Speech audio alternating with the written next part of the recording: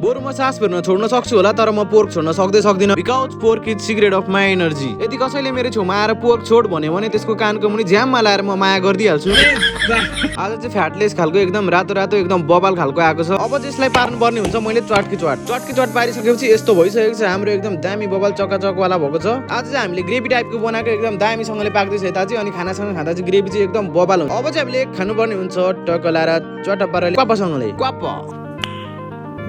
एकदमै मिठो। अहिले चाहिँ करिब 3 वर्ष पछाडि म चाहिँ लाइसेन्स लिन आएको यातायातमा एकदमै धेरै भिड भइरहेको छ। यहाँ चाहिँ यस्तो चर्को घाममा न यहाँनिर फेन छ न केही नोटिसहरू नै केही नै छ। यहाँको सिस्टम चाहिँ मलाई यति पनि मन परेन। यहाँको स्टाफहरूको बोल्ने शैली पनि मलाई यति पनि मन परेन। हामी जस्तो सर्वसाधारणले कहिलेसम्म यसरी दुःख पाउनु पर्ने हो। यत्रो वर्ष कुर्दा पनि लाइसेन्स नआएपछि मैले चाहिँ राजस्वको पेपर हेरेर चित्त बुझाएँ। यो सबै कारणहरू भनेको ओली सरकार नै हो। गर्दा त हुँदो रहेछ त। नयाँ सरकार आएपछि ट्रायल दिएको 2 महिनामै भट्टाभट लाइसेन्सहरू आइरहेको छ। अब ट्राफिक चेकिङमा पर्यो भने खोलेर देखाउने त होला नि राजस्व तिरेको पेपर।